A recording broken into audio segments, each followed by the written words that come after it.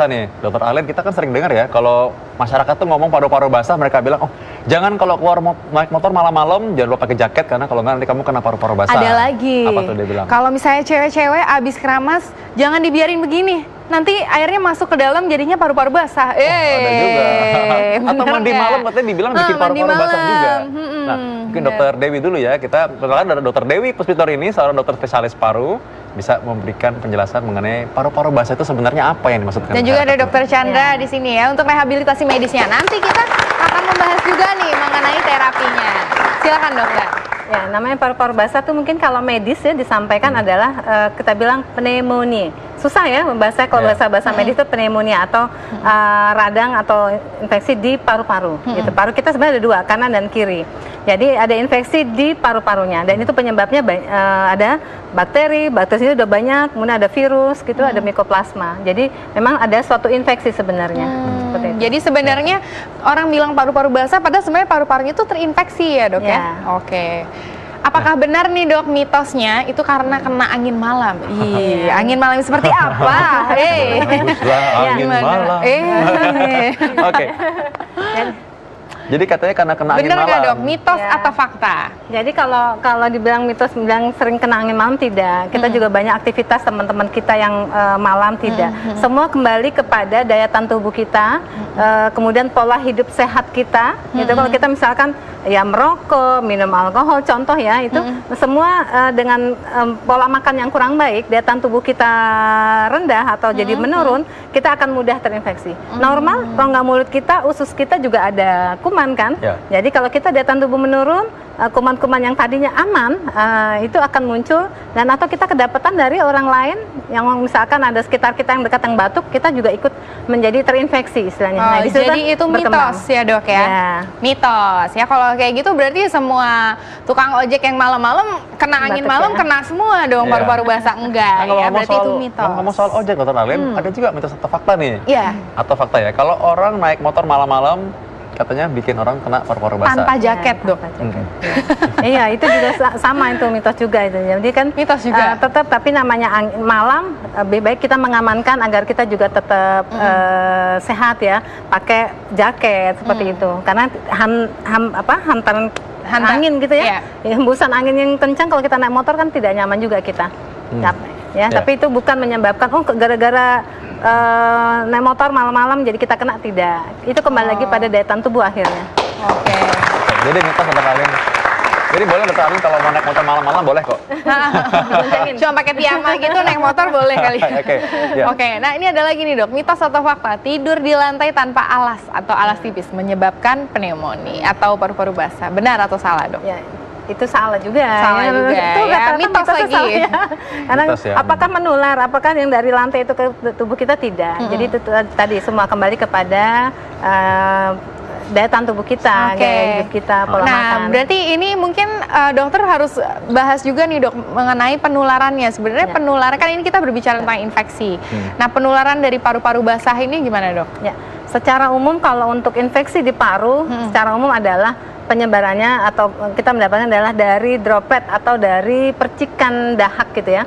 Misalnya sekeliling kita yang dekat lah, ada yang batuk, harusnya ada etika batuk yang baik kita tutup gitu, kemudian kita buang ke air mengalir atau pakai tisu seperti itu, ya, etika batuk yang baik. Jadi kalau misalkan kita sedang menurun daya tahan tubuhnya, ada beberapa kondisi ya menyebabkan penurunan daya tahan tubuh, kemudian di sekitar kita itu sakit, kita batuk, kita bisa tertular. Jadi karena batuk orang lain terhirup oleh kita.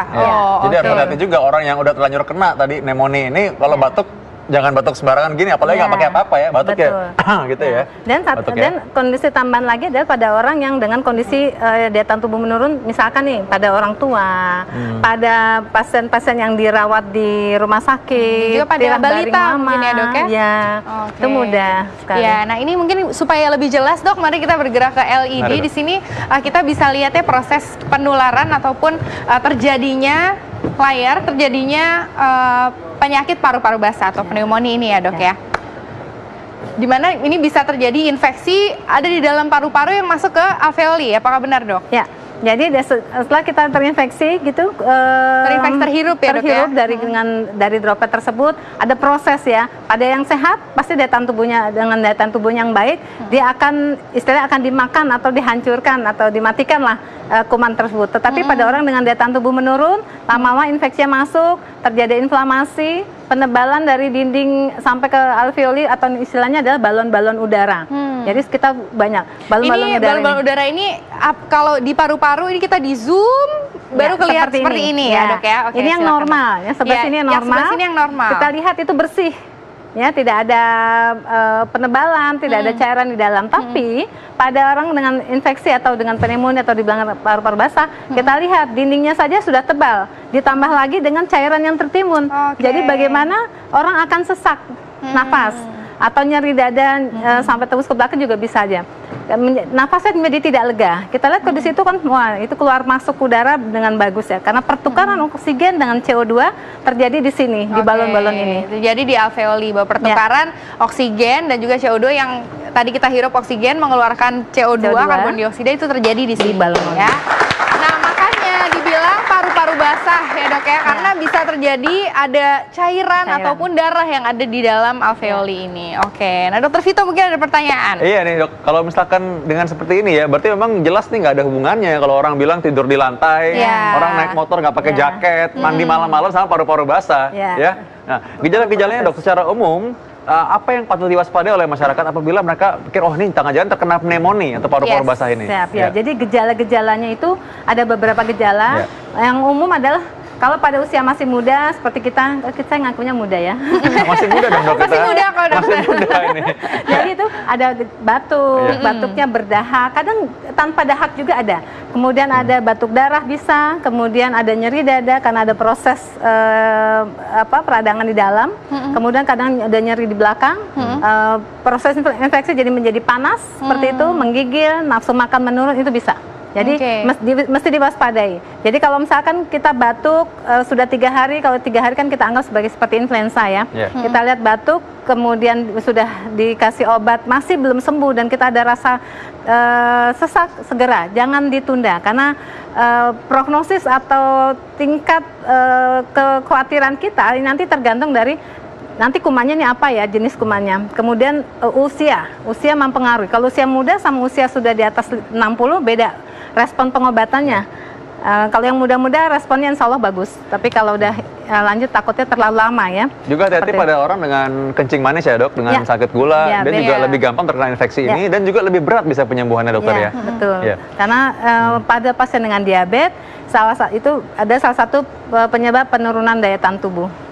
Oke, nah ini ada juga beberapa gejala yang tentunya harus diwaspadai oleh kita apabila kita terkena paru-paru basah yang memang darurat nih Dok. Seperti salah satunya adalah kulitnya berubah warna, menjadi sianosis maksudnya kali ya Dok ya. Kuku kita terlihat lebih biru atau bibirnya terlihat lebih biru.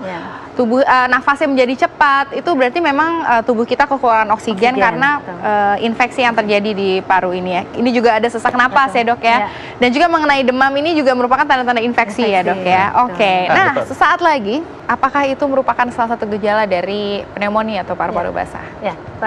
Seperti tadi disampaikan bahwa pneumonia kan atau orang awam bilang paru-paru basah, definisinya adalah infeksi di paru. Bisa hanya kanan, bisa salah satu paru saja, kita punya 2 paru ya. Tapi gejala-gejala tadi itu kan hampir sama, yaitu ada batuk, bisa berdahak, bisa tanpa dahak, nyeri dada, itu sama. Jadi yang penting kita ada perhatian bahwa kalau batuk kemudian sudah minum obat, paling tidak kita evaluasi 3 hari. Berapa lama nih Dok? Kita evaluasi 3 hari. 3 hari. Sudah minum obat, setelah minum obat. Setelah minum obat tidak ada perbaikan, kita harus ke dokter. Waspada.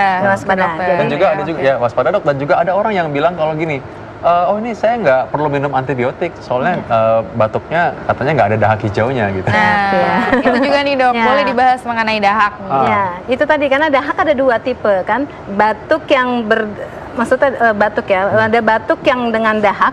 Kadang kita dengar sendiri kok grok-grok, nah itu berarti batuk yang berdahak. Ada lagi batuk yang tanpa dahak. Jadi nanti obatnya juga berbeda. Kalau batuk tanpa dahak menjadi istilahnya tidak produktif, kasihan, capek dia.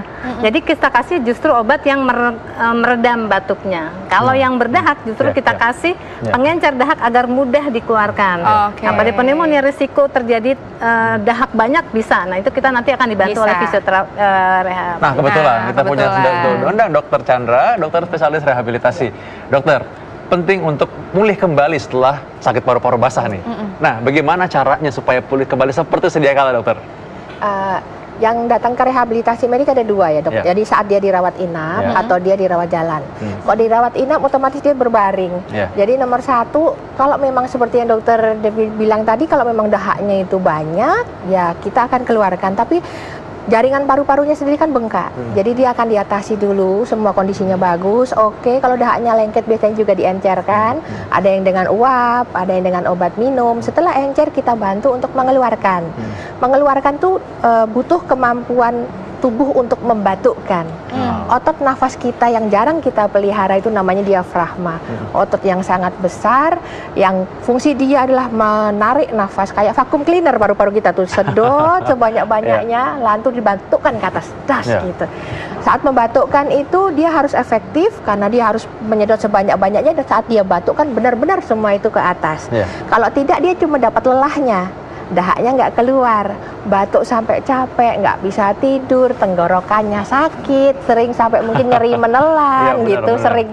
Karena yang dibilang dokter Dewi nggak ada dahaknya, sebetulnya nggak ada yang cukup untuk dia keluarkan. Itu mungkin perlu diencerkan. Kalau itu bisa dengan nebulizer, atau dia banyak minum karena dia demam tinggi, mungkin dehidrasi ya, dok. Nebulizer itu uap ya, dokter ya, maksudnya? Ya, uap, diuap. Orang biasa bilang tuh diuap gitu, supaya lebih lunak cairannya, sehingga mudah dikeluarkan. Karena dahak itu ada dua lapis, dok. Lapisan yang kental sama lapisan yang air. Nah, lapisan yang air itu bikin bulu di dalam saluran nafas kita itu ada bulu-bulu, namanya bulu silia, bulu getar. Itu sapu alami yang Allah kasih, yang Tuhan kasih untuk nyapu. Kalau cairan itu kurang, lengket. Nah, itu harus dicukupi dulu dengan rehidrasi, air masuk, kemudian dikasih dari uap supaya cairannya cukup, jadi supaya bisa dibuang ke atas. Jadi banyak minum air hangat kalau orang lagi paru-paru basah ini, sebenarnya tadi kuncinya itu tadi ya. Ya, betul. Air yang cukup. Air yang cukup. Betul. Karena panas tinggi, apalagi anak-anak itu kulitnya kering, udah pasti. Misalnya dehidrasi sebenarnya, kurangan cairan lengket, ya betul. Jadi perbaiki cair. Setelah itu latih batuknya. Nah, untuk batuk itu diafragma harus bagus. Beberapa, mohon maaf, kalau perokok pasti kemampuan batuknya berbeda. Ini kayaknya orang belum tahu loh. Coba-coba. Nah, diafragma tuh di mana? Tahu nggak diafragma di mana? Nah, diafragma tuh ini lah, lihat nih diafragma ya. Nah, ini kan paru-paru di sini ya. Ini perut ya. Diafragma itu ada lapisan tipis di sini nih, di antara paru-paru rusuk kita. Coba tarik napas semuanya, tarik napas semua. Tarik napas yang di rumah, tarik napas. Saya hembuskan. Tarik napas. Hembuskan. Nah, itu yang turun itu diafragmanya. Supaya lebih jelas mungkin, ayo sini, Mas. Nggak apa-apa, Mas. Oke, tepuk tangan dulu. Korban. Oke, sini, Mas. Biar lebih jelas kelihatannya ya kan. Oke, coba Mas tarik nafas. Tahan, 3, 2, tahan. Jangan lama-lama, nanti kan kelamaan. Hembuskan, tarik nafas lagi. Jangan tahan kelamaan ya. Tarik nafas. Ketika tarik nafas, kita merasakan ada otot yang ke bawah ini ya. Di sini ya. Dan paru-paru kita terasa penuh. Hembuskan.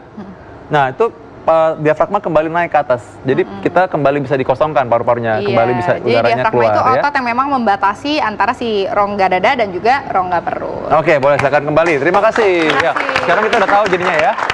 Oke, silakan dokter. Jadi dokter tadi punya alat tadi ya sedikit tadi ya. Nah, ini alatnya nih tadi menarik nih. Diafragma itu tadi, kalau perempuan sama laki mungkin beda ya, karena tadi laki-laki yang ditarik kan torakal ya, lebih harusnya dia tuh nafasnya di perut. Jadi berarti tidak terlatih dengan baik, harusnya perutnya yang mengembang waktu dia. Oke, habis ini latihan sama saya. Habis ini latihan ya. Kalau perempuan mungkin karena nafasnya memang torakoabdominal, dadanya yang lebih akan mengembang dengan baik. Jadi diafragma laki-laki harusnya lebih bagus, karena dia meledakkan nafas lebih baik. Nah, bagaimana supaya otot diafragma laki-laki ini bagus? Otot diafragma otomatis latihan otot abdomen, latihan otot perut. perut ya. Bagaimana tuh dok? Sit up itu bisa membantu nggak dok? Kalau yang paling happening sekarang plank ya, mungkin boleh dikerjakan. Itu juga boleh. Terus berat, tapi bertahap bisa dikerjakan. Atau latihan nafas, kami biasanya kalau dari paru peak flow meter ya dok ya. Ini kita ngukur kemampuan batuk. Kemampuan batuk ya. Dilihat. Jadi kemampuan batuknya ini dicek, nanti dia dibatukkan di sini di alat itu, nanti diukur, karena yang normal itu antara di atas 270 liter per menit. Jadi alat ini fungsinya sebenarnya untuk mengukur batuk, kemampuan si diafragma untuk tadi ya, diafragma untuk batuk. Mungkin banyak di online juga yang kit asma dan lain-lain banyak, itu bisa dicari. Nanti dibatukkan di situ, tapi sebetulnya kelihatan kalau dengan tanpa alat pun kalau pasien atau kita sendiri membatukkan, harusnya kan kemampuan batuk ini dikembangkan. Kemudian kita tanpa batuk dengan pita suara terbuka, namanya huffing, kita bilang itu glotis atau pita suara terbuka. Jadi seperti gini. Jadi kalau dulu biasanya bersihkan kacamata ya. Nah itu dengan cara begitu dari diafragma dorong ke atas, tapi pintunya dibuka, jadi dia akan naik. Jangan lupa sikat gigi ya. Saya jangan lupa sikat gigi. Untuk pasien gangguan paru-paru memang sikat gigi penting sekali ya dok ya. Umur sikat gigi, karena kuman itu kita masuk ke hidung, ke mulut kita telan. Jadi kalau mau tidak menularkan atau ditularkan, rajin sikat gigi, umur, kemudian cuci hidung beberapa, karena ini saluran nafasnya jadi satu kan, hidung dan mulut. Berarti solusinya supaya kita terhindar dari penyakit paru-paru basah, mungkin singkat aja dok, silakan dok. Ya, jadi menghindari untuk kita pencegahan ya, pencegahan, yaitu pola hidup sehat pastinya, tidak merokok, ya, kemudian tidak minum alkohol, seperti itu, kemudian dietnya yang baik, kemudian olahraga juga betul dok, olahraga untuk melatih otot-otot dada kita. Jadi kalau ada batuk atau sesak kita cukup kuat di sini. Terima kasih Dr. Dewi. Dr. Chandra juga terima kasih. Kita akan kembali lagi dengan informasi menarik dan juga tips-tips mengenai cara sehat tentunya besok hari 13 sampai 14 ya. Iya, dan juga jangan lupa untuk menyaksikan tayangan-tayangan kita di Ayo Hidup Sehat, yaitu melalui laman viva.co.id ataupun melalui TV One Connect. Ya, baik. Ingat, kesehatan adalah anugerah kita yang paling berharga. Oleh karena itu mulai hari ini Ayo Hidup Sehat dan tetap semangat. Yeay.